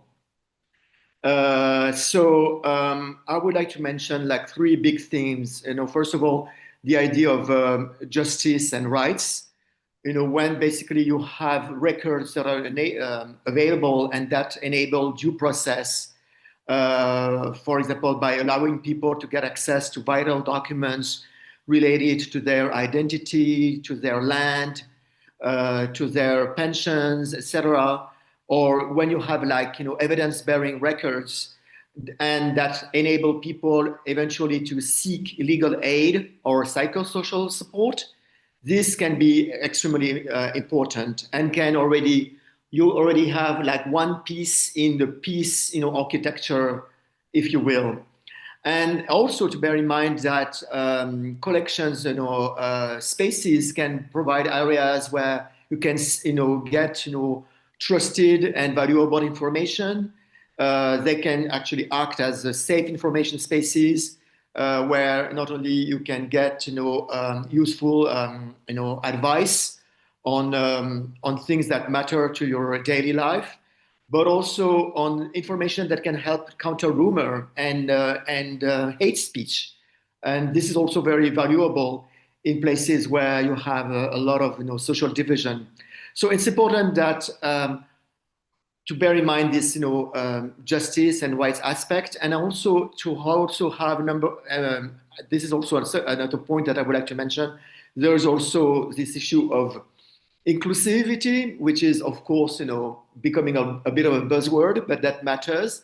And what do we mean by that? It's once again to have a space where people can convene for dialogue, and what I mean by people is like citizens from all social groups, authorities, in particular. Also, I'm thinking about underrepresented segments of people. And to discuss and to engage sometimes around, contested, histories, to share also what brings them together, etc. So, if properly designed, cultural institutions and in particular, collections areas can provide places that can model in a way participation, through shared curations, through shared narratives, etc. And then lately you have cohesion, social cohesion. Once again, it's important to keep in mind that in places where peace remains to be built, you have a lot of grievances, you have a lot of frustrations. People are not happy in a way. They don't feel at peace. So how do you actually use collections as a bit of a remedy to assuage these feelings and through an inclusive approach? And so also this can be done. People have to feel that somehow by approaching whether it's the local library or the archives. I mean, something like a very simple space that don't feel intimidated, that they feel welcome, that institutions actually reflect their needs and their identity. I mean, to start with, something very basic, and actually this is something that always kind of surprised me. In a vast majority of cases, cultural institutions provide the information in a dominant language that is not even understood by the population. Or sometimes the language of a minority groups somehow got erased, over time. And so people simply just don't get information in their primarily language. What does that mean? It's like a barrier, and so this has to be corrected. I would say that this linguistic dimension, which is often overlooked, has to be taken into account. And also, I would say that anything that can also demonstrate that that data is safely handled, that all groups, men and women, are also looked after, in an equal and fair manner, that basically fairness standards are respected. This goes also a long way in also sowing the seeds of peace. So I'm going to stop right now, because otherwise I can go on and on, but I'll be happy to answer any question. Thank you. Thank you. Thank you so much. And I'll now pass the floor to Miss Mona. Please, the floor is yours. Thank you, Julie. And I'd like to express my appreciation for this opportunity, for my involvement in this timely conference. Well, I'd like to start with introducing a term that is called Museums for Peace in the field of peace museology.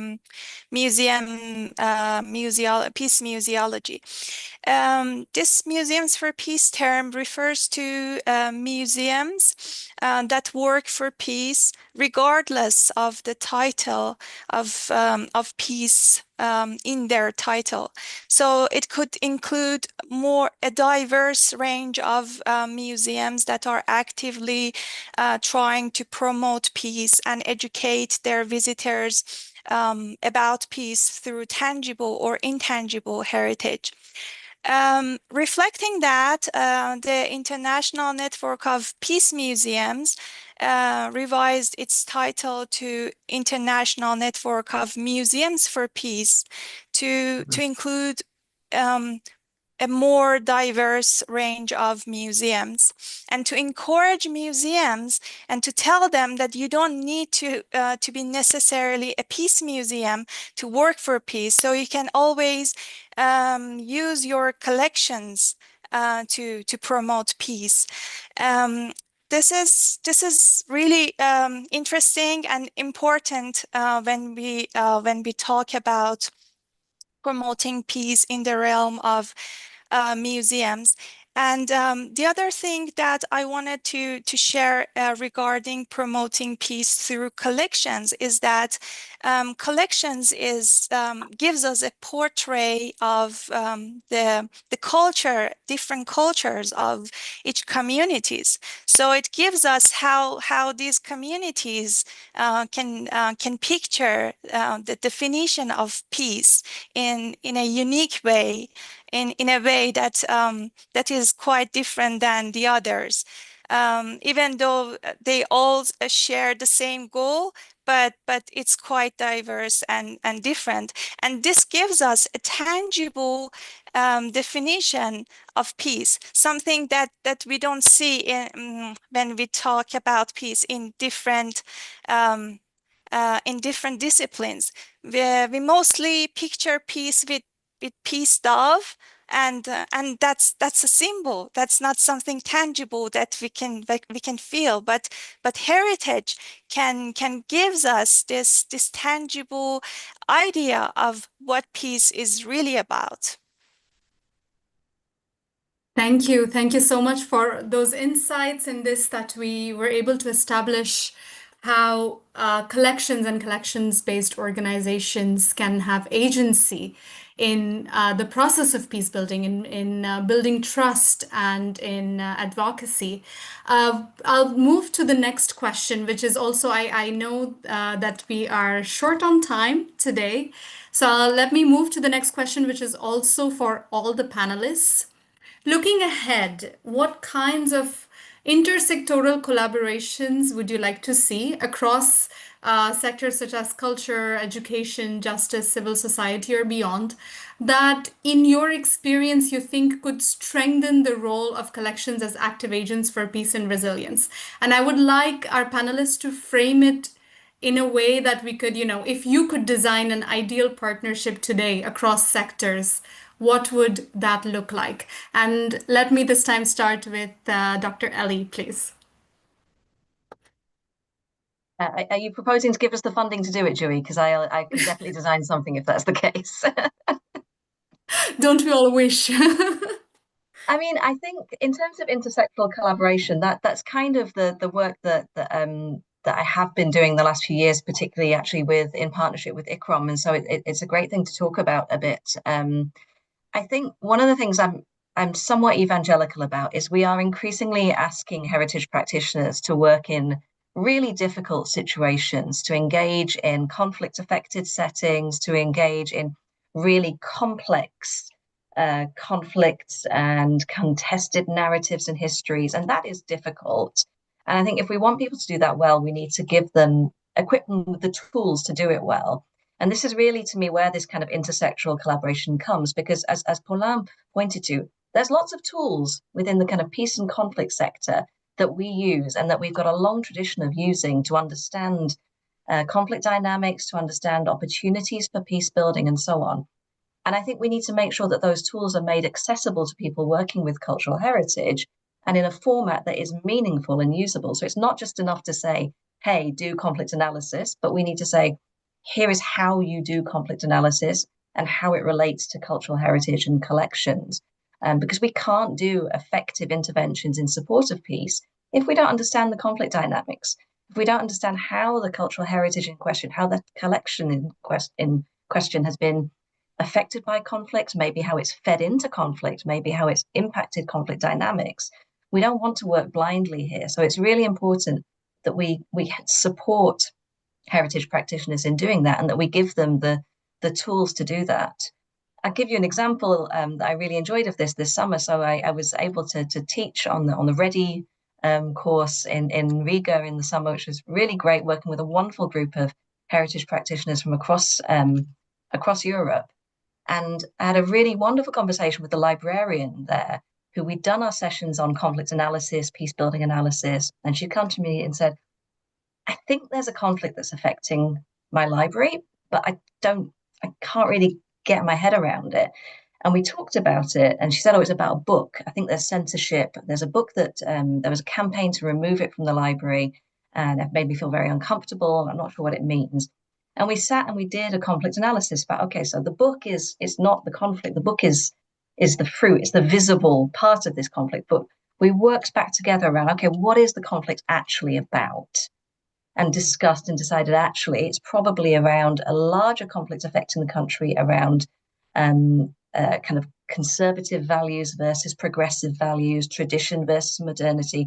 That when we talked about it in that way, she said, oh yeah, that's been playing out in the Supreme Court on this issue and demonstrations on that issue. So we saw how this book and the campaign to ban the book was actually part of a much broader conflict affecting society. And when we reframed it in that way, suddenly she saw loads of opportunities in which a library could play a role in terms of providing resources, in terms of being a space for dialogue.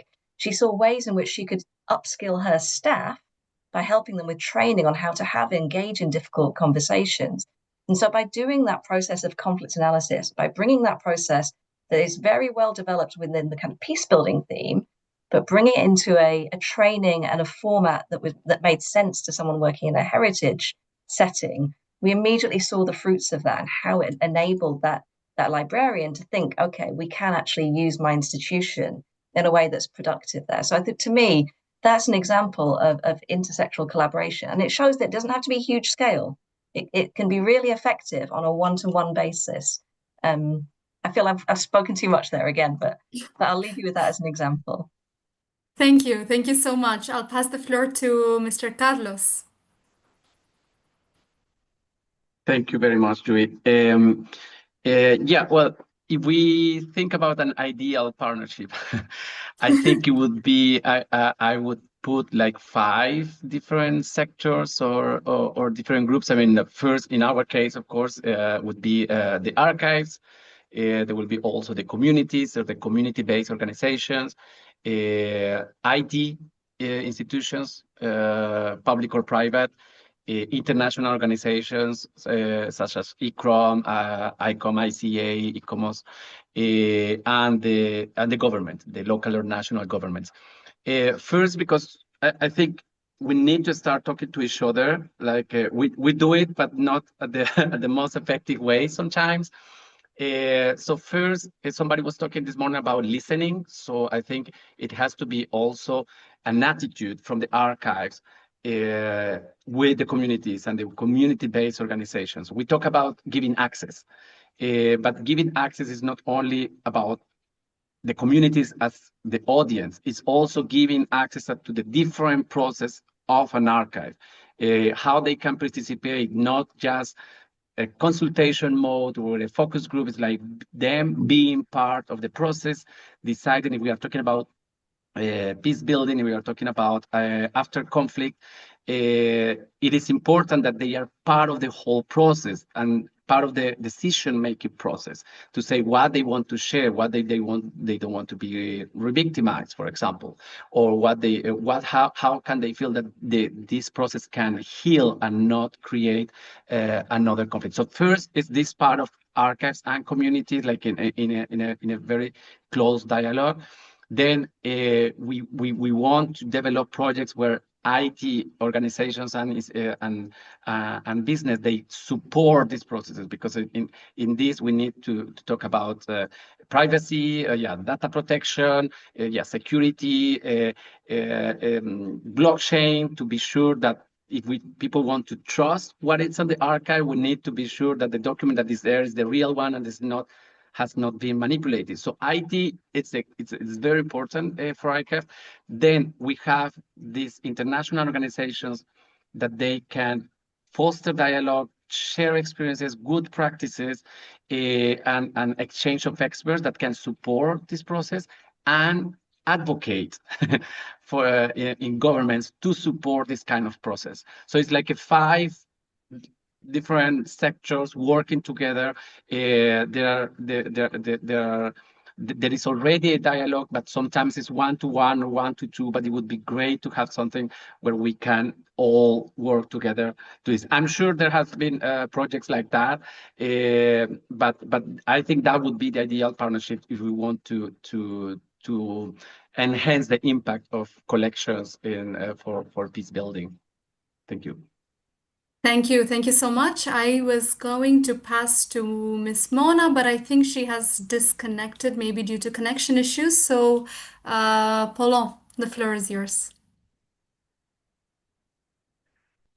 Yeah, but I mean, from the outset, I would like to say that what is so interesting and so beautiful in a way, in places where everything is in chaos, or at least, where, peace is still, a dream, in places that are marked by armed violence, by conflicts, by political unrest, by strife, etc. It's so nice to think of collections as safe, quiet, discreet places. You can walk into a library, you can walk into museums and sort of shut yourself away from, all the mess, out there in a way. So I think this is what makes these institutions so special. But I would like to say that in fragile contexts, what I noticed many times, and not only me, I mean in general, what we can see is that there is a complete lack of communication between the actors, between the citizens, between the institutions themselves, between even the UN agencies on the ground. Usually people just don't talk, to each other, or they talk past each other. So in order to build peace, once again, you have to create, channels for communication.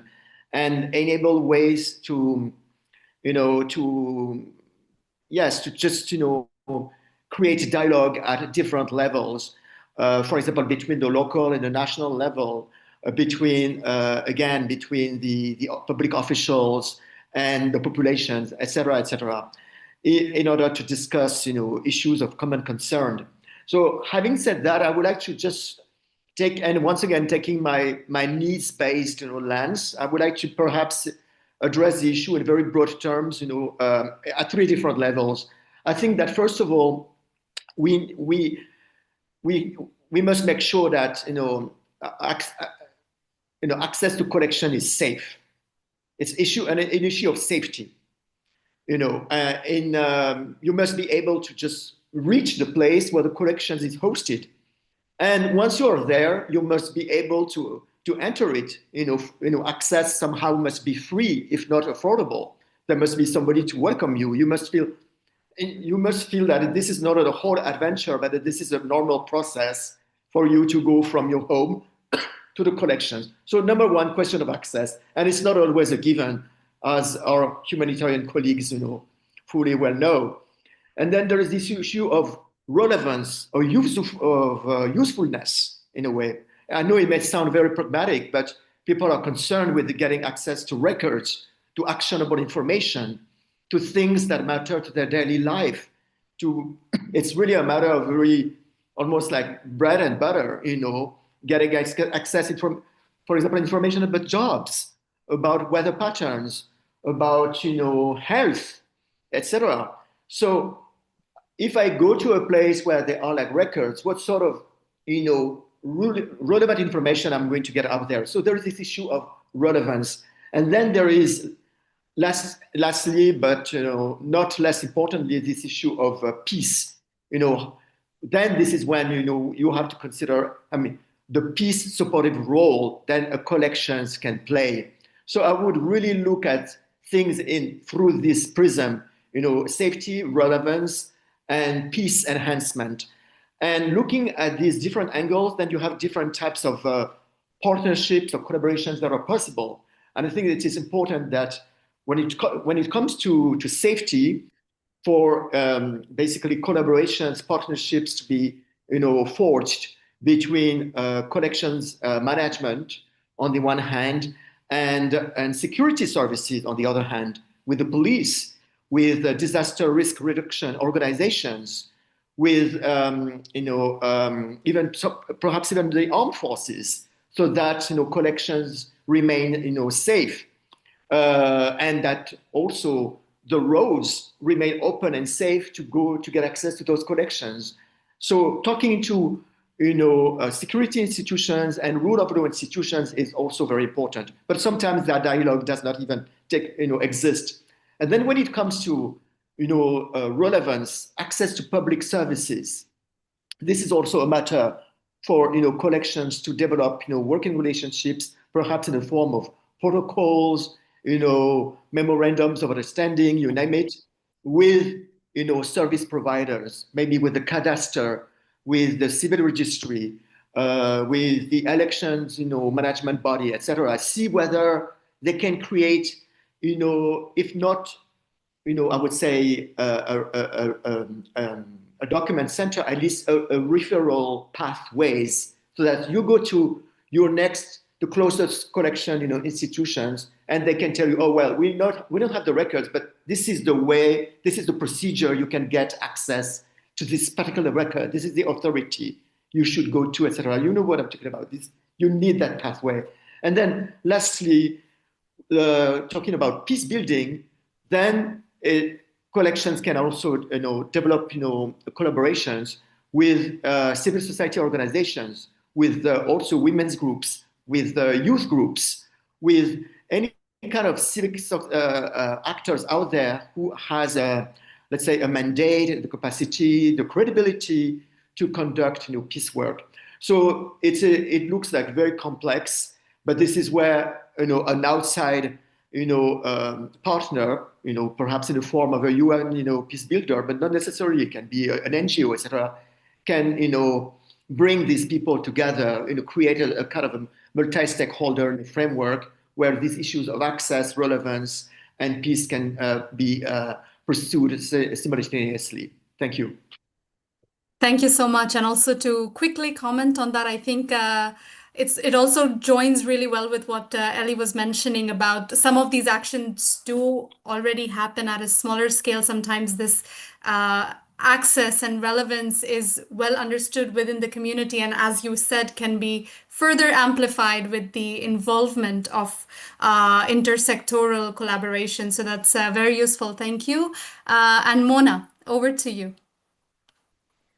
Thank you, Julie. Well, I strongly believe peace doesn't happen in isolation. Peace happens in collaborations. Deprivation of people from education, from collaboration with other countries has no result other than ignorance and hatred. So I'm really glad that at INMP we had this collaboration with different not just museums, but also networks, institutions, and organizations that work for peace. So part of our job is to find synergy between INMP and other organizations, and to not just include museums. Yes, the focus is on museums and heritage and collections, either tangible or intangible, but including and involving other institutes and organizations is also very important for us. The other thing that in my experience is really beneficial for such collaboration is having projects that is not just for one significant country, that can involve more countries, so they can be involved and gather different perspectives and feel that we are from one family, and this is how international collaboration can contribute to peace. Sorry, it was too short. No, this was very useful. Thank you so much, Mona. I was also looking at now, since we've completed the formal questions, if there are any questions on the audience. However, I've also been told that we are already running late. So perhaps I'll encourage the panelists to look at the question and answer, and if you would like to contribute an answer to the question asked, please do so in writing as well. And just to now conclude this panel, I was thinking, rather than me concluding this panel, I will actually ask the panelists to give our audience one line, one sentence recommendation. If you had to recommend one immediate action that maybe archives, libraries, or museums could take to move from collaboration in principle to collaboration in action today for advancing the Sustainable Development Goal 16, in one line, what would your recommendation be? And that's how we're going to close the panel, if that's okay. So I'll pass now to Mona. Let's start with you this time. Well, I would go definitely for education, educating museologists and curators of different types of museums to use their collections and find aspects related to peace. Thank you. Paulin? I would definitely look for ways to involve communities, and in particular youths, in initiatives to document everything that can be documented in their contexts, both tangible and intangible heritage, and really to put it on record. And I think it would be a wonderful job. People would feel involved, they would feel sensitized, that would work well across, communities. And also something also to bear in mind is that remember, I mean, we talk a lot about heritage being, sometimes at the risk of being instrumentalized. But I really believe that heritage is, in fact, fundamentally apolitical. It is really cross-boundary. So by having people document and research and equipping them do this in the field, it can be something extremely useful. Thank you. Mr. Carlos. Thank you. I will summarize it maybe in 3 words. It's dare, propose, and collaborate. It's like dare to propose new things, innovative projects, and dare also to collaborate even with communities that usually you haven't worked before. And that's it. I think that's the that's the best advice I can give at the moment. Thank you. Thank you. Thank you. Dr. Harrowell. Thank you. I mean, I think it builds a bit on what all 3 previous speakers have said. Speak to the communities around your heritage institution, the ones who care for it, and also the ones who don't, who haven't been through the doors yet, because they matter too, and find out what conflicts matter to them, and find out what they want to think about and to address, and discuss how you can support them with that, because you might be surprised, and it might not be the conflict you thought was going to be important, but it might be one that you can actually do something really valuable about. Thank you. Thank you to everyone. As we leave this panel today, let us carry forward the imperative to deepen our partnerships, listen to those that are sharing, whether positive or negative, embed peace building proactively in collection safeguard, and continuously promise to ask ourselves on how our work can contribute not just to remembering the past through collections, but also building just and peaceful futures. I take this opportunity to thank our panelists for their insights, perspectives, and experiences, and to the audience and everyone for engaging in this essential dialogue. With this, I'll pass the floor back to Jose Luis, and thank you once again. Thanks, Julie, and a big thanks to you too for moderating the panel, and for our distinguished panelists again to sharing your valuable insights that will definitely inform the outputs and recommendations of this conference.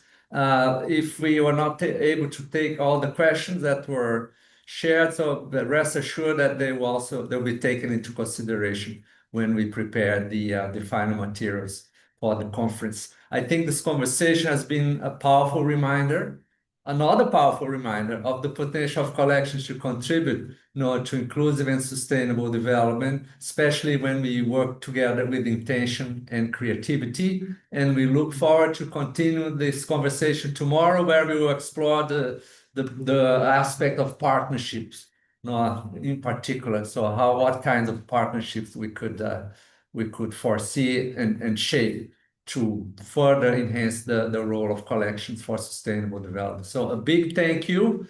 For those of you who are continuing with us in the interactive breakout session, so we'll take a 10-minute comfort break and resume there by using the dedicated Zoom link as usual. Otherwise, we look forward to seeing you here tomorrow for the final day of this conversation, where we'll tackle the topic of collections and partnership. Thank you so much.